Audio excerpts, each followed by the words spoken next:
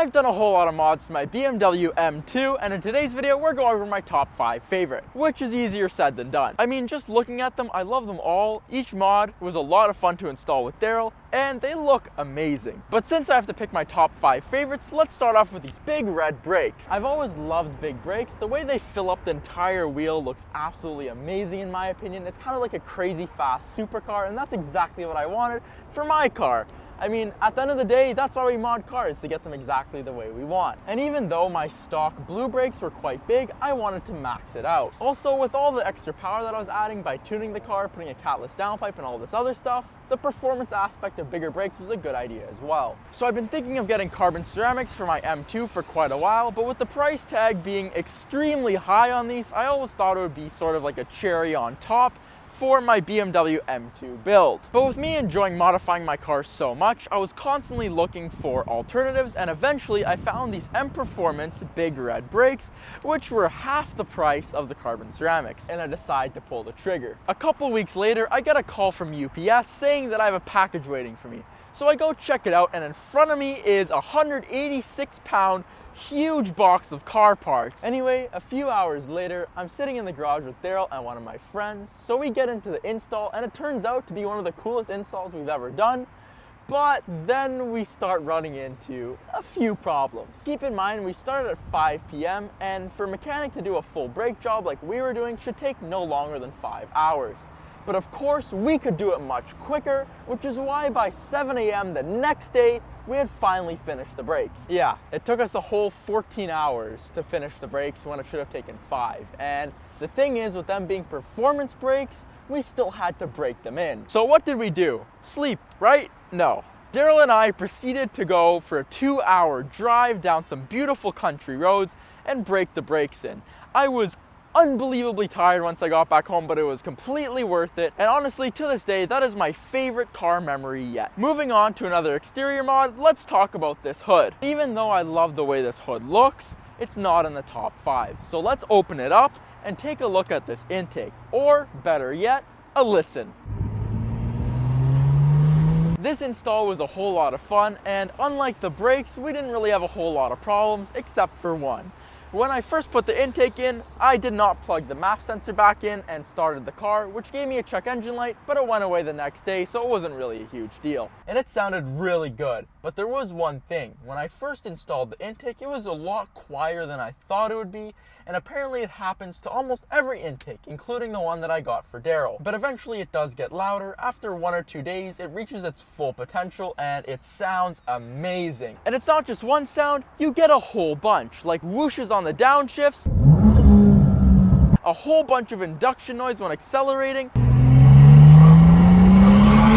turbo flutter, and a whole bunch more, all coming together to add a whole new level to the experience of driving my M2. And at the end of the day, that's what it's all about. Moving on to the interior, we've got to turn off the lights, because the interior lighting that I put in with Daryl is definitely on the list. They're fully custom, and it was a whole lot of fun installing them. Talking about the install, we had to remove a lot of the interior panels, including the rear panels, the rear seat panels, the door sills, the under footwell panels, the door panels, the dashboard, and I think a few more. We even had to take the seats out and lift up some of the carpet, which was super cool since we were able to see parts of the car that we didn't even know were there, since interior panels are normally covering them, just like this. It ended up taking a few days, but it was very straightforward and definitely worth it. The wires are fully hidden, and everything's controlled by the 2 buttons right here and right here. The left one controls these strips right here, which everyone thinks are LEDs, but they're actually neon, which means eventually they'll fade and we're gonna have to replace them, but that's not really a huge deal because of the way we wired them.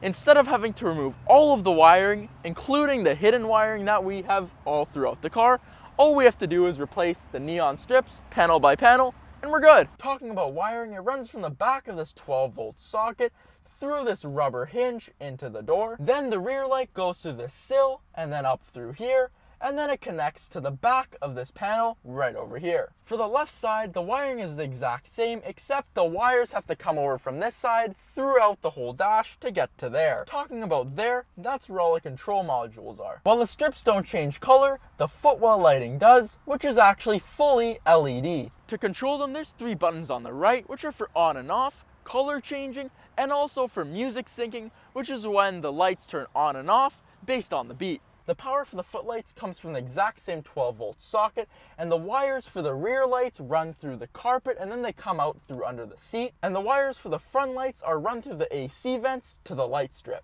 Overall, I think it looks amazing, and it makes up for the lack of interior lighting that the M2 has.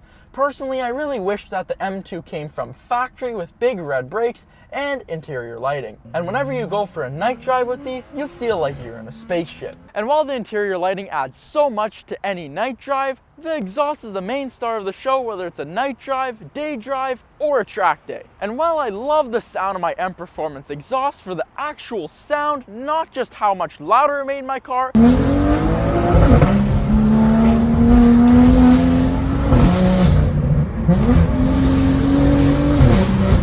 it was on my car before I even bought it, so I can't pick that. Instead, I'm adding my catless downpipe to the list. While it smells a bit at times, it's added so much to the sound, which for me is a huge part of any car. I mean, a good exhaust and noticeable intake noise adds so much to the car. It's like you fully unlocked the car, if that makes sense. The exhaust got a lot deeper, and while it doesn't rumble like a V8, it's definitely as deep as one. The cracks and pops also became much more crisp and clear.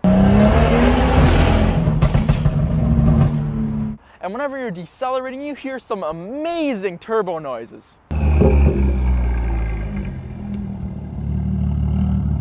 Of course, with the catless downpipe, I was able to go to stage 2, which added quite a bit of power as well. As for the install, it should have been really easy, and for the most part it was, except for one thing. When I tried putting the turbo to downpipe clamp on, it was a lot harder than I thought it would be. When I was taking the downpipe out, I had to use a hammer and screwdriver to take this clamp off, and when I was putting it back in, I thought hand pressure would be fine. So I spent a little over an hour trying to get it together with my hands, but then I used a set of pliers and the clamp went on within a minute. So if you're ever gonna do a downpipe install, make sure to use a clamp and not your hands, because you're gonna be there for quite a long time. With this last mod, I can't really tell you a whole lot about the installation, because it's one of the few mods that I actually haven't done myself. But before we get into that, I want to show you 5 mods that didn't make the top 5 list, but are runner-ups. This carbon fiber hood, check out the difference in weaves from the top and the bottom. This shift light steering wheel, I mean, look how cool it looks. These amazing looking carbon fiber mirrors, which in my opinion should have come with the M2 from factory. These beautiful looking M2 CS seats, these BMW M CS wheels, they're lightweight, look absolutely amazing, and they suit my car really well, especially with it being blue. Which brings me on to the last mod on our list, which is actually the wrap. While the car looked great in black, I've always loved BMW San Marino blue, and this is the closest it gets from a wrap. It shows the body lines beautifully, and it goes so well with all the carbon fiber I've added, the red brakes, and the gold wheels. Anyway, thank you so much for watching today's video. I really hope you enjoyed, and there's 4 more right over here and here for you to watch.